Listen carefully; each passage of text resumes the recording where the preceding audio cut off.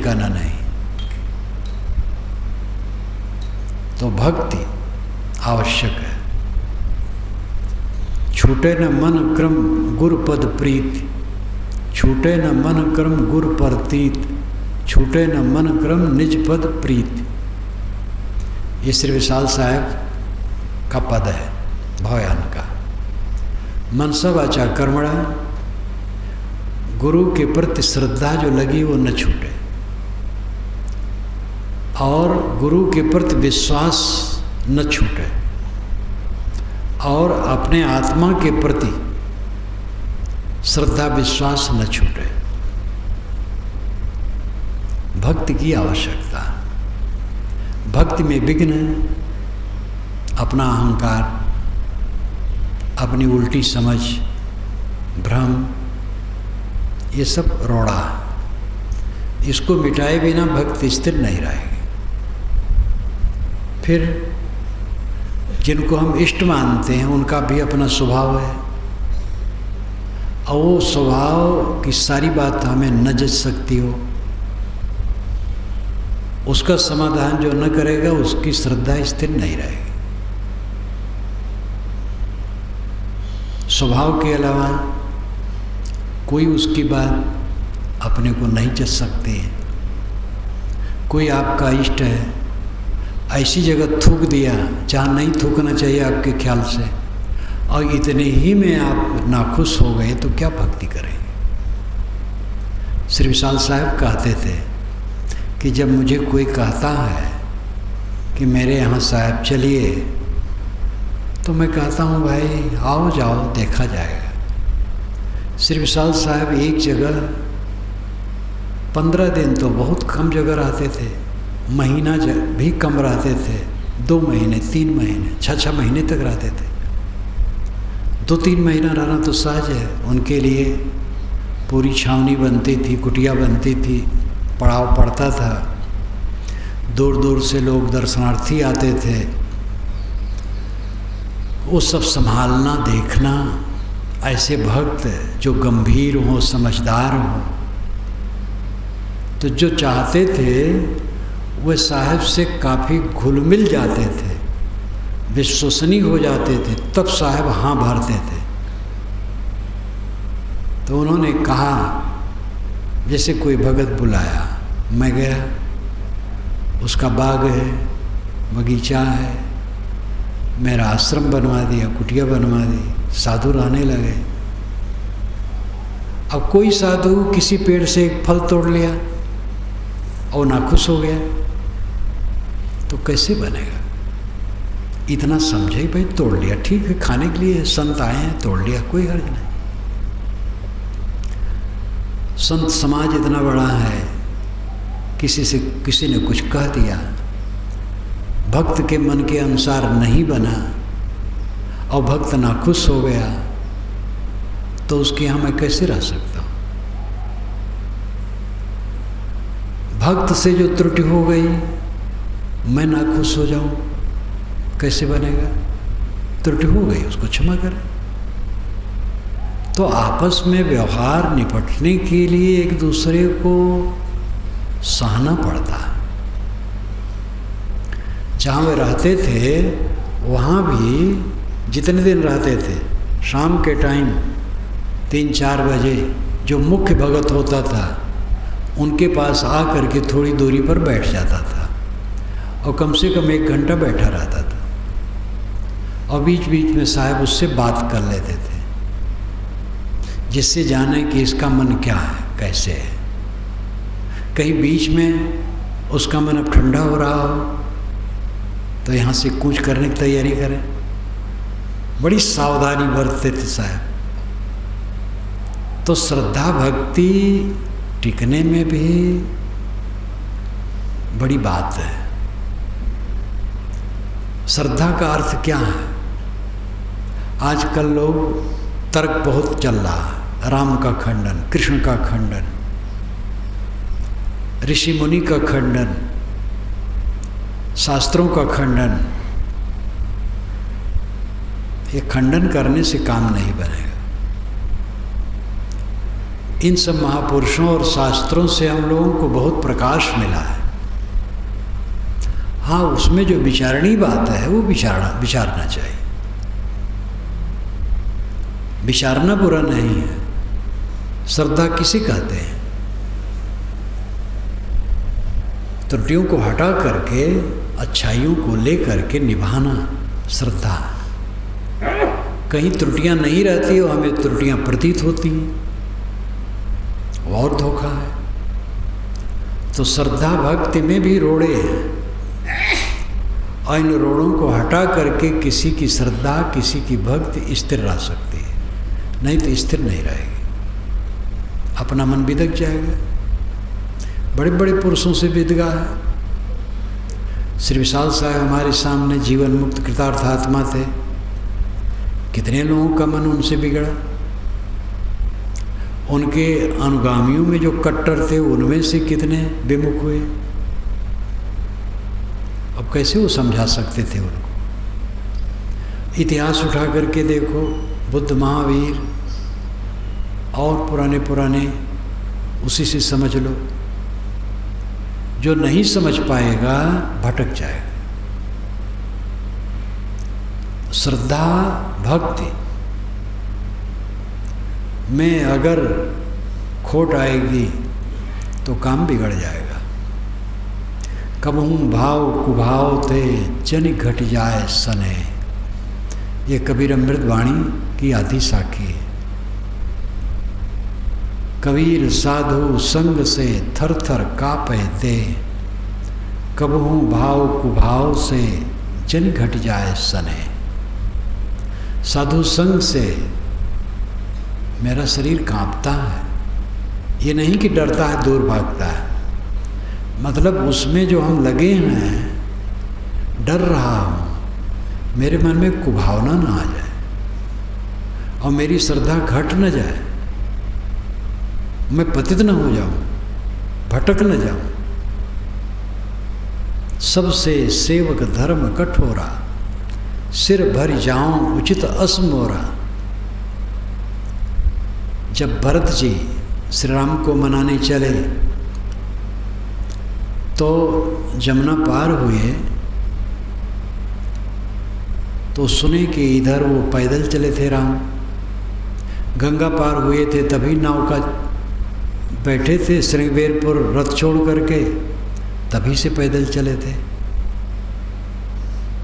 तो वे भी पैदल चलने लगे तो उनके पैर में छाले पड़ गए, तो लोग विनय करने लगे। तो उन्होंने कहा, सिर भर जाऊं उचित असमोरा, सबसे सेवक धर्म कठोरा। जब राम यहाँ पैदल चले हैं तो हमें तो सिर के बल चलना चाहिए। अगर मैं भी पैदल चला तो बराबरी हो गई, सिर के बल चलना चाहिए, लेकिन वो संभव नहीं है, इसलिए पैर से चलता हूँ। गोस्वामी जी ने जो इस भाव को उकेरा है बड़ा मार्मिक है। सिर भर जाऊं उचित असमोरा, सबसे सेवक धर्म कठोरा। तो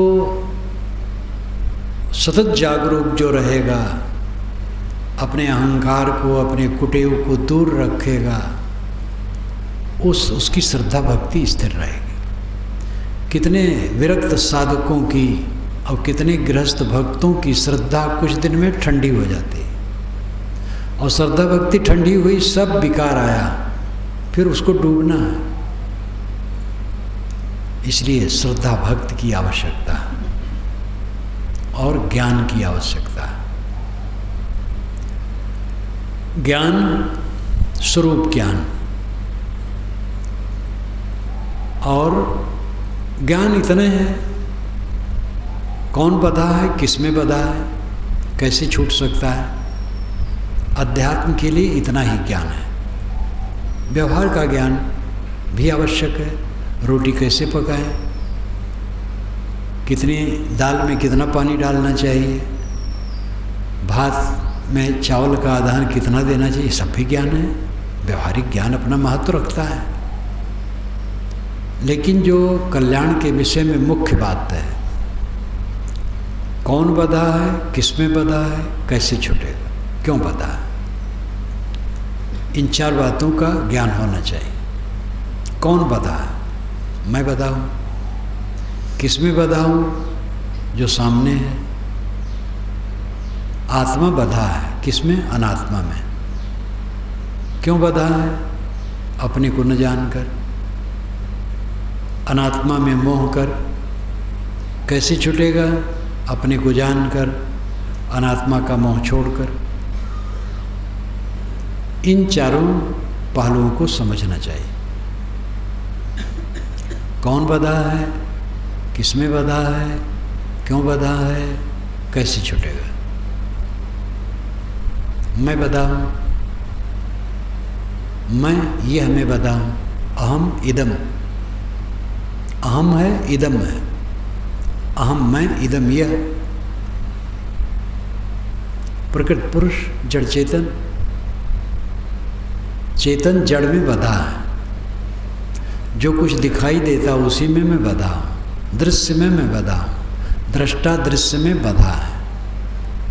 क्यों बंधा है, अपनी गरिमा को समझता नहीं, और जिसमें बंधा है उसकी तुच्छता को नहीं समझता, उसकी दुखरूपता को नहीं समझता। आदत हो गई, प्रलोभन हो गया, जिससे वो तकलीफ पा रहा है, उसमें सुखाभास है। काम भोग सबसे बड़ा भोग माना है। और ऐसे ऐसे महारथी हैं कि उसका पाठ पढ़ाते हैं। आज तो अखबार का युग है, टीवी का युग है। सेक्स के डॉक्टर विज्ञापन बराबर देते हैं अखबारों में, सेक्स के विषय में वो राय देते हैं। वैसे गृहस्थों के लिए उसको थोड़ा जानना बुरा नहीं है, क्योंकि अज्ञान से वे बहुत गलतियां कर डालते हैं, बीमारियां ले लेते हैं। थोड़ा जानना गृहस्थों को ठीक है, लेकिन सेक्स का पाठ पढ़ाया जाता है। स्वस्थ रहना तो अच्छा है, लेकिन स्वस्थ किसके लिए रहा जाए, काम भोग के लिए। कैसे उत्तेजना आप में आवे, ये पढ़ाया जाता है। और यहाँ तक डॉक्टर लिखते हैं, सेक्स का आनंद तो 80 वर्ष की उम्र तक आराम से लिया जा सकता है, इसका प्रसारण होता है। तो संसार में भटकाने वाले बड़े बड़े महारथी विद्वान हैं। ऐसे ऐसे पंडित हैं जो विषय वासना का पाठ पढ़ाने वाले हैं। सबसे बड़ा सुख स्त्री पुरुष के संबंध जनित काम भोग को माना है, और सबसे बड़ा दुख वही है। उसी में चित्त फंस करके आदमी जीवन भर के लिए परतंत्र होता है, चाहे वो स्त्री हो चाहे पुरुष हो। और फिर उसी की वासना उसको जीवन भर झटकती रहती है। जो जितना उसमें डूबेगा उतना उसमें खींचता रहेगा, और उतना वो अपने आप को निचोड़ता रहेगा, और अंदर में वासनाएं उतनी गड़ेंगे, उतनी बेचैनी, उतना अविश्राम, उतना भवबंधन मजबूत, और अंत में कुछ मिलना न जुड़ना, कुछ नहीं। एक उत्तेजना है, स्त्री से क्या पाया, संपर्क किया और अपना छीड़ हुआ, बिलबिलाया। स्त्री पुरुष से क्या पाई, संबंध में छीड़ होकर के बिलबिलाई।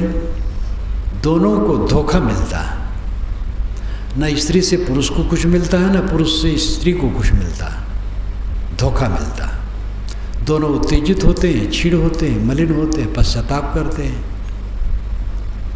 और उन्हीं का संस्कार उनके चित्त को काटता रहता है। जीवन भर जड़ाध्यास, देह के प्रति अनुराग, चाम, गीला गीला चाम, लिबलिबा, खून पसीना से लिबलिबा चाम, थूक पेशाब टट्टी से लिपटा, इसी में अनुराग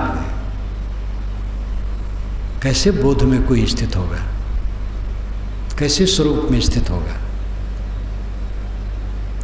गृहस्थों के लिए एक दो संतान के लिए काफ़ी है बस,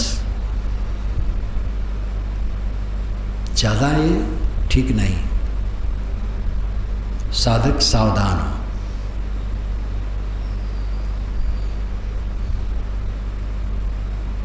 जीव किसमें बधा है? विषयों में, और विषय साथ नहीं। वह राग बना करके छूट जाते हैं। कितने सुंदर रूप हमारे जीवन में मिले, कुछ नहीं रहा। अगर वो साथ में रहे तो थोड़े दिन में बुढ़ा गए, उनका सौंदर्य उड़ गया। जवानी का सौंदर्य तो कुछ 10-5 वर्ष रहता है। 10 वर्ष ज़्यादा, कितने लोगों को 4-5 वर्ष में खो जाता है, और क्षण क्षण खोता है। कोई स्नान करके साफ सुथरा हो करके आए तो सुंदर लगता है, लेकिन सो करके सुबह उठाओ तो देखो विवरण, घृणित चेहरा। एक भ्रम है, भ्रांति है। इसलिए व्यामोहित होकर के आदमी पतंगे की तरह उलझ उलझ करके मरता है, चलता है। जिसमें जीव बधा है वो धोखा है, सुख का धोखा है, सुखाभास। सुख नहीं है, सुखाभास है, सुख का आभास, भ्रम। जैसे बालू में पानी का भ्रम, वैसे देहों में, विषयों में सुख का भ्रम। ये सुखाभास, इसी में हम बधे हैं। कैसे छूटेंगे? उस सुखाभास को छोड़ दें, उसकी असलियत को देखें, विचार प्रधान चित्त बनाएं। इसी से वैराग्य होता है। वैराग, विराग। वैराग केवल हम साधु वेशधारियों के हिस्से में नहीं है। हम जो साधु वेशधारी हैं, अगर सही न रहें तो ये कपड़ा कुछ नहीं करेगा। इसलिए कपड़े का अहंकार किसी को नहीं होना चाहिए। जो साधक आ गए हैं, साधु वेश हो गया है, ब्रह्मचारी वेश, साधु वेश एक ही बात है। अहंकार न करें, वो साधु नहीं हो गए। साधु कपड़ा मिला, साधु होने में बहुत समय लगेगा। कुछ साधु हो गए, कुछ अंश में साधु हो गए, अभी और बहुत काम करना। अपने को महात्मा नहीं मानना चाहिए। मैं महात्मा हूँ, मैं संत हूँ, मैं साधु, मैं एक दास हूँ, मैं सेवक हूँ, कुछ और नहीं। ये कपड़ा काम नहीं करेगा। कपड़ा जरूरी है, कपड़ा पहना जाता है। साधुओं का अलग सादा कपड़ा बढ़िया है, वेश है शुद्ध, प्रभाव उसका है मन पर, दूसरे लोग भी उससे लाभ लेते हैं। साधु देख करके मन खुश होता है, सब अच्छा है।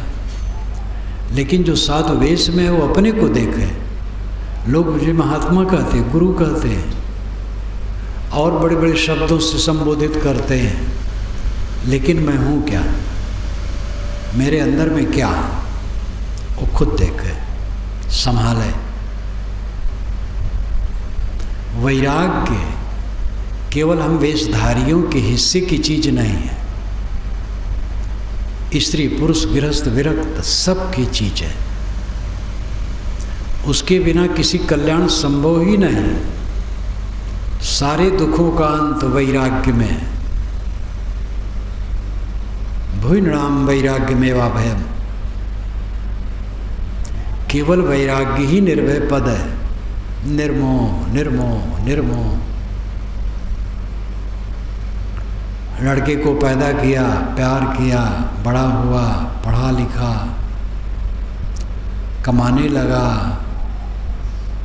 लेकिन मेरे पास बैठता नहीं। बैठता भी है तो भी उसका अनुराग अपनी पत्नी के लिए, अपने बच्चे के लिए दुख होता है। ये हमारा राग है।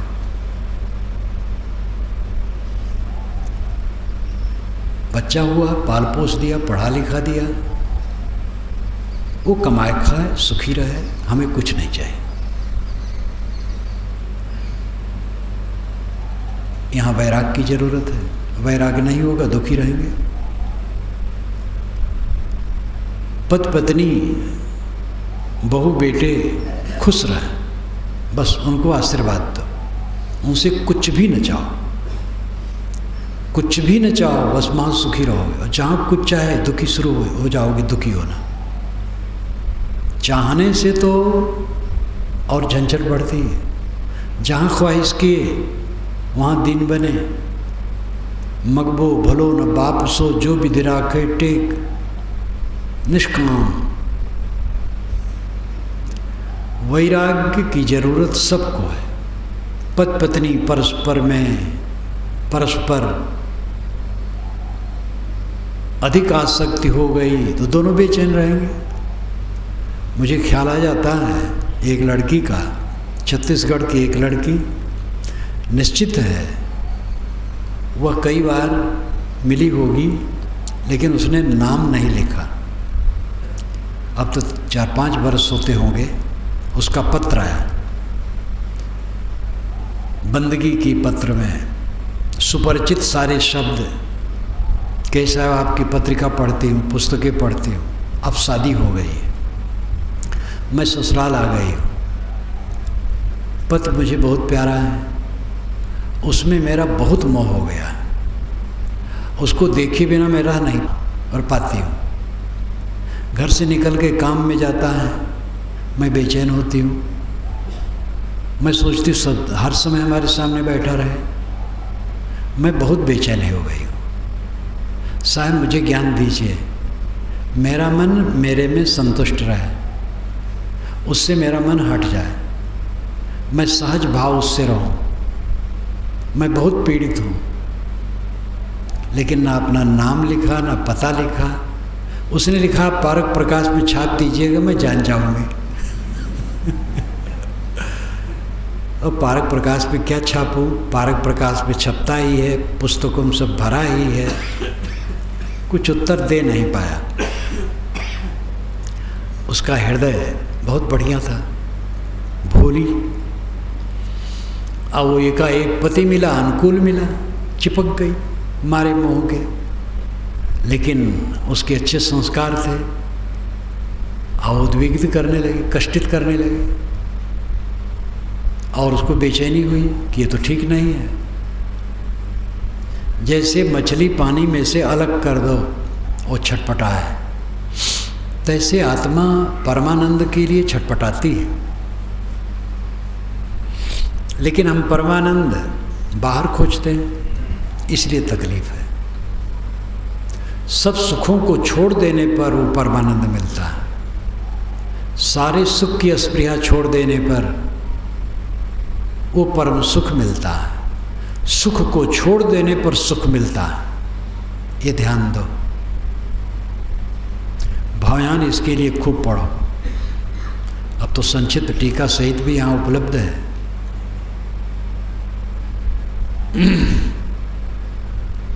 सुख को छोड़ देने पर अखंड सुख मिलता है। तथ्यता यह है कि सुखाभास छोड़ देने पर सुख मिलता है। जो विषयों में सुख का भ्रम है, जब वो छूट जाता है तो अखंड सुख मिलता है। गर्ज ही नहीं, सुख की जरूरत ही नहीं। जो भूखा आदमी है वो चाहता है भोजन मिल जाए। जिसका पेट भरा है वो भोजन के लिए लालसा कैसे करेगा? जो आत्मसंतुष्ट है वो कौन सा सुख चाहेगा? सुख तो है नहीं, भ्रम है। तो वैराग की जरूरत है। जो अनात्मा में हमारी चिपकाहट है, देह से लेके पूरा जगत, और इतना ही नहीं, अहंकार से लेके देह और जगत, जो इन सब बातों में मेरा अहम भाव है, वो अहम भाव भी मिथ्या है, नाम रूप मिथ्या है, सब खो जाने वाला है। ये सब के प्रति चिपकाहट दुख है, इसे वैराग की जरूरत है। वैराग विचार से प्रदीप्त होगा, विवेक से प्रदीप्त होगा। इसीलिए बारंबार कहा जाता है कि कर्म से मोक्ष नहीं होता, ज्ञान से मोक्ष होता है। कर्म चित्त शुद्ध के लिए सहायक है। आपके पास जो शक्ति है उससे दूसरे की सेवा करें। धन, तन, मन, बुद्धि, ज्ञान, बल, उससे दूसरे की सेवा करें यथाशक्ति। तो चित्त शुद्ध के लिए कर्म आवश्यक है, लेकिन मोक्ष के लिए ज्ञान आवश्यक है। ज्ञान में ही विचार विवेक है। विचारों की धारा जब चित्त में निरंतर बहती है, विवेक की धारा बहती है, सारा मोह टूट जाता है। चित्त विलास बंधन करता है और विवेक बंधन तोड़ता है। चित्त विलास, मनोविलास, मनोरथ, मनहरथ, मन के रथ पर बैठ करके घूमना, मनोरथ। मन ही मन में कल्पना में डूबे हैं, तमाम सुखों की कल्पना में। ये नौजवानी की शुरुआत में एक कल्पना बहुत ज़्यादा आती है। 12-14 वर्ष की उम्र के बाद ऐसी कल्पनाएं ज़्यादा बढ़ती हैं। गर्दा गुब्बार चित्त में, सुखों की व्यर्थ कल्पना, झूठी झूठी कल्पना। मनोरथ, मन के रथ पर बैठ करके हम भटकते हैं, चित्त विलास, मनोविलास में पड़े, व्यर्थ की कल्पनाओं में डूबे। उसके विरोधी विवेक विचार है। मनोविकार को तोड़ देता है, मनोविलास को तोड़ देता है। स्त्री और पुरुष के शरीर में सुख है, ये कल्पना मनोविलास है। विचार कहता है बेवकूफ, सुख उसमें कहाँ है? हड्डी मांस का ढांचा है, टट्टी पेशाब की पोटली है, दुखों से उलझा है। जिस देह में तुम आकर्षित होते हो उस देहधारी से पूछो, वो स्वयं असंतुष्ट, तृष्णा में डूबा, अंदर अंदर जल रहा है। सुख कहाँ है? अपना शरीर माना हुआ है, सुख कहाँ इसमें है? सब टट्टी पेशाब है। ये विचार, वास्तविकता का दिग्दर्शन, ये विचार है, विवेक है। ये बंधन को तोड़ता है। ज्ञान से मोक्ष होता है, कर्म से नहीं मोक्ष होता है। कर्म चित्त शुद्धि का सहायक है, सीधा वो नहीं है। जो कर्म ही मात्र से मोक्ष मानते हो ब्रह्म है। केवल ज्ञान से मोक्ष, ज्ञान हो जाए तो मोक्ष तो हो ही जाएगा, लेकिन ज्ञान होगा ही नहीं बिना कर्म के। जो सेवा नहीं करेगा, जिसमें भक्ति नहीं होगी, चित्त ही नहीं शुद्ध होगा, तो ज्ञान कहाँ होगा? मौखिक और वाचिक और बौद्धिक ज्ञान हो भी जाए, वो रहनी में नहीं होगा। ये उदाहरण साफ है कि आप खेत को गोड़कर, जोतकर, खाद पानी डालकर, कमाई करके, बीज डाल करके तब फसल पा सकते हैं। बिना खेत की कमाई किए बीज डाल दें, कोई मतलब नहीं। डाल देंगे, उगाएगा, सूख जाएगा, छोटा छोटा पौधा होगा, फसल अच्छी नहीं होगी।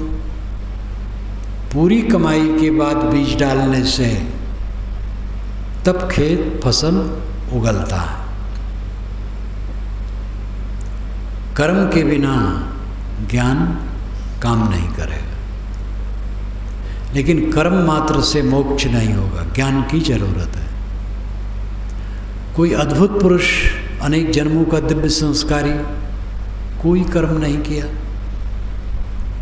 और इस जीवन में इतना वो शुरू से तेजवान हो गया एकदम बोध वैराग्य में पूर्ण हो गया, तो ये विचित्र घटना कहीं घटती है, लेकिन वो भी कुछ तो करता ही है। जब वो बढ़ेगा, थोड़ा बड़ा होगा, जानेगा, किसी संत गुरु के पास जाएगा, वहाँ सेवा भक्ति तो करेगा ही। बहुत दान पुण्य करने को उसका अवसर नहीं रहता, वो बात अलग है, लेकिन कुछ तो करेगा ही। तो कर्म सहायक है, ज्ञान मुख्य है कल्याण के लिए। बोध से मोक्ष होगा, सब तरफ का अभाव करने से मोक्ष होगा। दृश्य का अभाव, जो मैंने शुरू में कहा था, ध्यान की शुरुआत में आज कहा था, दृश्य का अभाव। दृश्य का अभाव करो। 5 दृश्य हैं, शब्द, स्पर्श, रूप, रस, गंध, ये 5 दृश्य हैं। लाओ त्से ने भी कहा है 5 रंग हमारे आँखों की शक्ति को नष्ट करते हैं, 5 स्वाद हमारे रसन शक्ति को नष्ट करते हैं। उसकी भी वाणी बड़ी अद्भुत है। तो शब्द, स्पर्श, रूप, रस, गंध, ये 5 दृश्य हैं। वैसे स्थूल रूप में दृश्य केवल रूप है, गंध दृश्य नहीं है, लेकिन वो नाक का दृश्य है। नाक उसे जानता है, नाक से हम जानते हैं उसको। स्पर्श त्वचा का दृश्य है, शब्द कान का दृश्य है, रस जीभ का दृश्य है। तो 5 विषय ये दृश्य है। इसका अभाव स्वरूप स्थित है।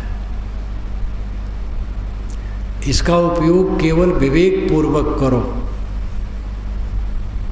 काम भोग का त्याग करो, ब्रह्मचर्य का पालन करो। पूर्ण कल्याण चाहते हो, कोई कहीं हो, घर छोड़े उनको तो करना ही। जो गृहस्थी में है स्त्री पुरुष, पूर्ण कल्याण चाहें, पूर्ण ब्रह्मचर्य व्रत का पालन करें। जो ऐसा नहीं कर सकते, वही भी जितना बन सके साधें। अंततः पूर्ण कल्याण होगा पूर्ण ब्रह्मचर्य से। संयमी बनो, विषयों का त्याग करो, दृश्य का अभाव करो। जो आवश्यक है खान पान बर्ताव व्यवहार, उसका उपयोग करते हुए उनसे अनासक्त रहो। सब दवाई समझो, खाना पीना कपड़ा लत्ता घर द्वार सब दवाई है, इसमें कहीं रमना नहीं। अनासक्त जीवन यज्ञ। घोरांग्रस ने श्री कृष्ण को जीवन यज्ञ का उपदेश करते हुए बताया था कि खाने पीने किसी बर्ताव में भी कहीं भी आसक्त नहीं, अनासक्त। ये जीवन यज्ञ है। जिसका जीवन यज्ञ बन जाए वो धन्य है। जीवन यज्ञ उसका बनता है जो सब तरफ से सारी आसक्तियों को से अपने को निकाल करके रखता है। काहीं कबीर ते उबरे जाहि न मोह समाए। एक पंक्ति में सब कुछ है, वही उबरता है जिसके मन में मोह नहीं समाता है। तो मोक्ष, कल्याण, परमानंद, परम शांत, परम तृप्ति, जीवन मुक्ति, विदेह मुक्ति प्राप्ति के लिए भक्ति, ज्ञान, वैराग्य ये 3 प्रमुख साधन हैं। भक्ति आत्मनिष्ठा है मुख्य, लेकिन उस आत्मनिष्ठा के लिए गुरु और संत के प्रति निष्ठा आवश्यक है। ज्ञान दृष्टा दृश्य का विवेक, वैराग दृश्य का अभाव। ज्ञान भक्ति वैराग के पथ पर चलकर सब गृहस्थ विरक्त स्त्री पुरुष अपना कल्याण करें।